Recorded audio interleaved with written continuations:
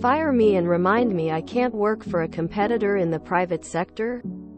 Fine. But I've been reading and loving everyone's stories for the past few weeks. Thought it was my turn. Sorry that it's quite long. TL. Doctor at the bottom. Many years back, I used to work for a medium-ish private tech company that does work for both government and private organizations in the education market. At the time, the founder was a wonderful guy who fostered a family atmosphere in the company. He treated us like his children, and we loved him like a first or second, third father. Depends how many fathers each person grew up with. Sadly, as in so many cases, things changed. The owner suffered a near-fatal accident and wasn't able to continue running the company. Everyone was devastated, but his family vowed to keep things going. However, they weren't as business-savvy as he was, and eventually had to hire someone else to run things. And as leadership changed, I think we went through 3 or 4 CEOs while I was there. The company became more and more corporate. Still, the employees continued on because we still believed in what we were doing. Now, I was a salaried, exempt employee. This was before changes in local labor laws formalized who could and who could not be exempt from overtime. It was generally a 85 job, but with bursts of unpaid overtime when things got crazy. I loved my manager, who always acted like a big brother and always had our backs. And I had plenty of friends amongst my coworkers. My job was to handle the technical implementation for one of our bigger and longest-lasting government clients. I knew the system inside and out, and did my best to ensure that the client had their expectations met while trying not to melt our systems. It was interesting work, and I learned a lot about both the tech we used and how the client's operations ran. Eventually, we got a new CEO who brought in their own top-level staff. And this bunch was as micromanagey as you can get. Our manager did his best to shield us, but cracks were starting to form. 1by1, they started nitpicking and going after various employees, many of whom had been with the company for years. And my turn had finally come. Came back from lunch a few minutes late with my coworkers cause there was an accident snarling. Traffic? Noted. HR warned me about watching a video on my computer at work? Sorry. Didn't know client presentations were off limits. Walked into the office half an hour late. My carpool buddy, who was pregnant, had morning sickness in the car. Yeah, that wasn't pretty. And just like so many others in this subreddit, they conveniently ignored any unpaid overtime work throughout the year. Eventually, they built up enough evidence that I was called into a meeting with HR and my manager. When I walked in, I knew it was bad because my manager looked simultaneously outraged and sad. I was told that, due to my numerous infractions, that I was to be terminated immediately. Part of me was expecting this, since it had already happened to several others in much the same way. So I wasn't too surprised. As part of my termination, they reminded me that, per my original employment contract, I was not allowed to work for another company in the same educational technical service field, i.e., one of our direct competitors, for 5 years, a standard non-compete clause. I could of course work if it wasn't related to education or important for later, if it wasn't a private company. This was written back during the original owner's tenure. Said it wasn't as strict as other non-compete clauses were. So that was that. My carpool buddy was given permission to leave early, or she wouldn't have had a ride home later. And my service with the company ended. My coworkers were surprised and pissed. Mostly because the company's reasons weren't that good, but also because the annual updates for my client were due in a few months. I had finished most of the work, but there was still stuff that needed to be done. And you'll probably all call me stupid, but I freely, emphasis on free, Made myself available to my coworkers if they needed help. Why? Because I still liked all of them. And my manager. And didn't want them to suffer due to the actions of upper management. So where's my MC? Well, I tried to find a new job in a different tech sector.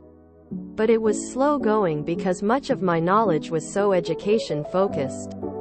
However, one of the client managers I used to work with had found employment several years back with, you guessed it, the government client that I had been in charge of.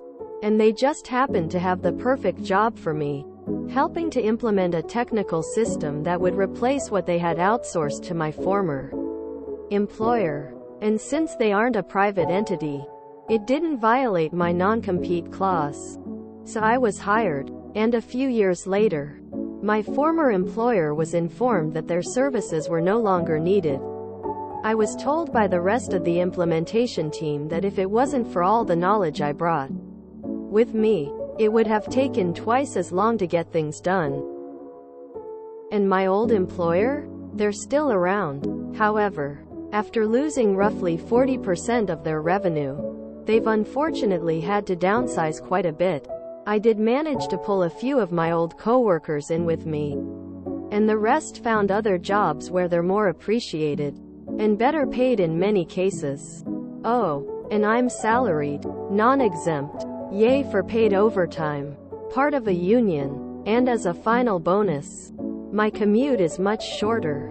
Life is good. Tears of joy. TL. Doctor company fires me for petty reasons and reminds me I can't work for another private company in the same technical field. Didn't say anything about a government agency in the same field. Edit. A few people have pointed out that non-compete clauses are void once you're terminated.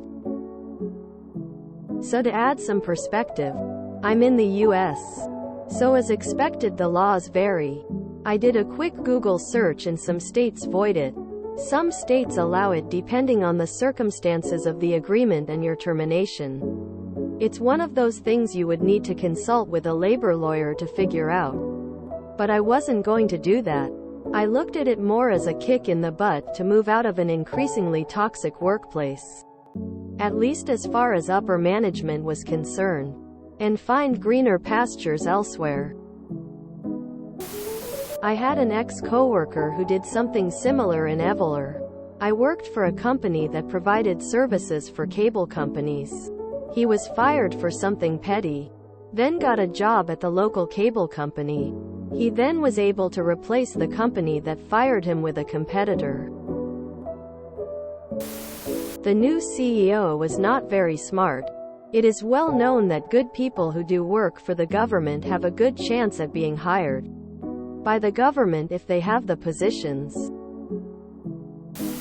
Depending on where you are, non-compete clauses are unenforceable after your employment ends. It doesn't matter if you signed a contract or not, because once that contract is terminated, none of the clauses in it are enforceable, including non-compete clauses. My father-in-law had a similar story to this. He was part of a department that supplied a service to a government department. It wasn't making enough money, so they were going to fire him and move on. The plan was that he would stay until the government contract expired. He was a bit upset and worried about it until the manager of the section came up to him and asked what his plans were, because since the company was no longer going to supply the service, the government department now needed their own people to do the work. So he and the manager had a long conversation about what his qualifications were and the scope of the job. The manager came back to him a week later with a job advertised in the paper and asked him to apply. So on a Friday he stopped working for a private company, and the next Monday he was working directly for the government. His actual work didn't change. It's not super relevant because it's already long done, but a non-compete clause is almost never enforceable if you are fired from a job. Sad for the founder and their family though, to end up losing 40% of their business. But it's always bothered me when new bosses bring their people with them right at the start. Before they've assessed what staff and experience they're inheriting first, it's as if they're advertising they need yes men because they do not work well with others. Not a non-compete clause, but my sister-in-law's place wanted her to sign an arbitration agreement. They bought out her previous company and all new employees had to sign one. They offered her stock, about $1,000, to sign, but she refused. That was chump change compared to what her and my brother was making. She wanted to see if they kept upping her offer. She would have signed for $40,000, but they never did and dropped the issue. In Oregon, to enforce a non-compete, the employer has to pay 50% of salary for each year they wish to enforce it. Surprisingly, very few companies want to take that to court and fight it. Does it rhyme with smack fraud? I think you were wrong to freely give up work to help your coworkers. Yes, you like them and want them to do well, but their failure could have been traced directly back to you leaving, and therefore the management would be scrutinized. You can, unless he pays you 5 years of your current salary, at least, if you are in Texas or an American. If you enjoyed this video, please check out our playlists full of similar content.